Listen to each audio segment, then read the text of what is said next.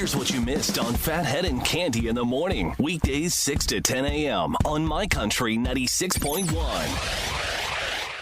My Country 96.1, Phathead, Cande, Roth, beautiful day. I mean, the complete opposite of yesterday. Low humidity, 75 to 80, beautiful sunshine, a wonderful day. There will be tennis in my future today, Cande. I love it. You know, I got out for a walk yesterday in between rainstorms, so I was grateful for that. But today, I'm really looking forward to. Yeah, we didn't even, I didn't even say to Leah over the weekend, hey, let's go play some tennis. It was so humid over the weekend. Humid.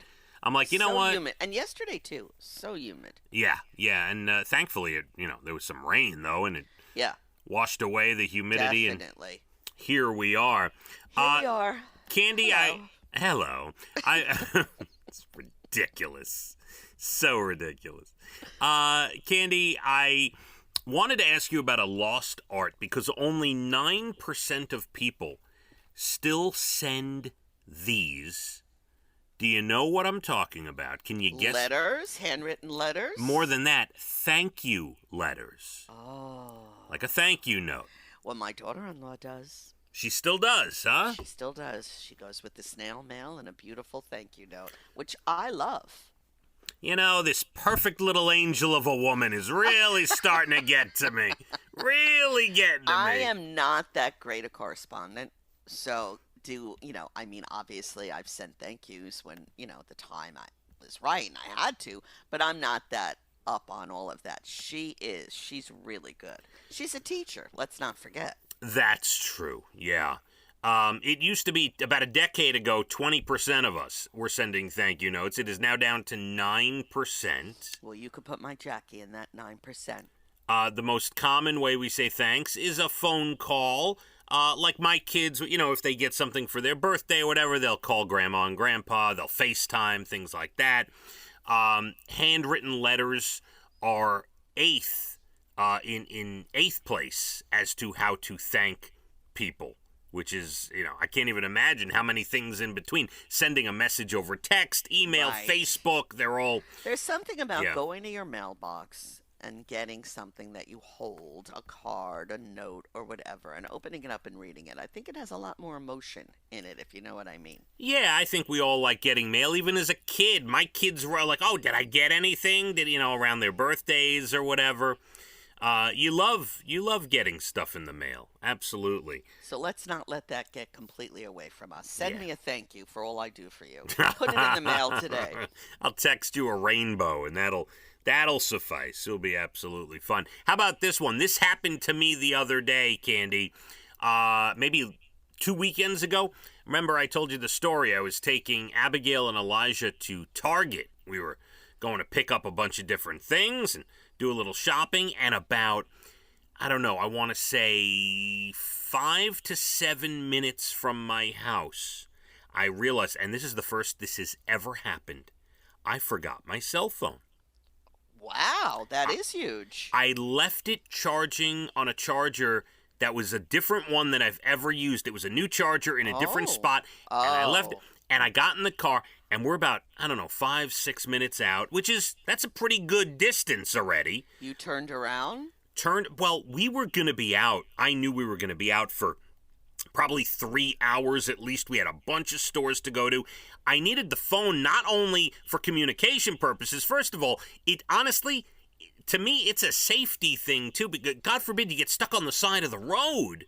You need your phone to call somebody. Your daughter sitting right next to you has her phone. Now, Abigail did not have a phone on her or anything. No. Leah wasn't with you. Leah was not with us. I see now. If Leah was with us, I might have just kept going. Right. There was no phone in the car. Besides the fact, any coupons and things we have these days are all on the phone, Cande. True, which annoys me. And then there's the other thing we haven't discussed is that I'll be out and about, and I'll get random texts from Dana. Oh, pick this up and pick that up. And I'd leave the phone home just for that reason. So the question is, how far away would you have to be from your phone not to turn around and drive back to get it? If I was going to be away for hours, I would have to turn around and come get it. If I was just doing a few little, things, grocery store things, or, post office or whatever you're doing, I would not go get it. Yeah, I could see that. If you're just locally going to the grocery store. Right. We were driving over 20 minutes to Riverhead to do a lot of shopping, hours and hours of shopping. I needed my phone. I had All to right. turn around and get my phone. Well, you got your phone. Yeah, well, the average answer in a poll is if someone is 10 minutes away, that's the most they'll be away to go back, because they're willing to devote 20 minutes total back and forth to go get a phone if you forgot the phone. But yeah, that's first time ever in my life. It happened 2 weekends ago, Candy, and Wow. I felt Maybe you need a purse. I don't need a purse. Oh. I'm not against a purse. I wouldn't mind a purse or a little fanny pack or something. That'd be That's fine. what I was thinking, a fanny pack for you. Yeah. But it's the first time I ever forgot. I felt naked with that. When I realized I didn't have it, It's like having your arm, Yeah. bringing your arm with you. It's Yeah. crazy how attached we are to them. yeah, you get disconnected from the world. Very, Yeah, it's crazy. very crazy. I don't know how we lived without them. I know. Think about that. Think So about that. when we talk about living without your phone, I could go back to many examples, but there's one in particular. This is not the one, but one of the examples I always think about is when I was a kid, and on the weekend in the summer, I would leave the house on my bicycle with my stickball bat and a couple of tennis balls, and I'd go with my buddies to the schoolyard to play stickball, and then we'd ride our bike to the local store down on 129th Street in Rockaway and get soda and some chips and lunch and a hero sandwich, go back to the schoolyard, or then go to the beach. I'm 4 blocks from the beach, right in Rockaway. Like, we would be out all day. All day, no cell phone. All Nothing. day. Uh-huh. And no one ever thought about it. No. The example that I think of most of the time with not having a phone. I lost my train of thought. Oh, I'm getting old. Is there a doctor in the house? Oh no! Oh no! Wait. It's setting in already. This is serious. I got What so is that brain? I got nutrient you need. I got so sidetracked with the stickball story. Oh, It was lovely. I was thinking, wow, that what a great childhood. That's fantastic. This is the one. This is the phone story, because I think my parents were probably out of their minds. Me and a group of buddies and my sister Dina and a group of her friends all rented a van. It might have been a school bus. I don't know. And we all took it on August 16th, 1988. Oh my. Right? To Giant Stadium to see Aerosmith, Deep Purple, and Guns N' Roses. Wow. Now, imagine, it's 1988. You've got 2 of your children with a bunch of friends. Let's say there's 10 of us on this bus.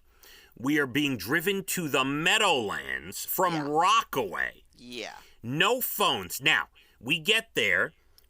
Great show, but it was all delayed because of weather and other things, and Aerosmith, God knows why, they were late to the stage. The show didn't end till after midnight. Wow.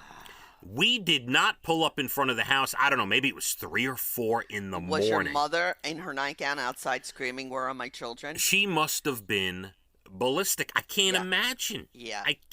Could not imagine nowadays. I think of it now. My aunt's family, my cousin, whatever, they lived in Queens, and I lived in Monticello, and I would go visit them, and my father would take me to the short line bus, which would go into Grand Central, and my aunt would meet me there, or maybe it was Penn Station, I forget, but yeah, and I was like maybe 14. Yeah. Yeah, it's incredible. At least, I don't know what's worse, kids having phones and not putting them down, but at least you know where your kids are.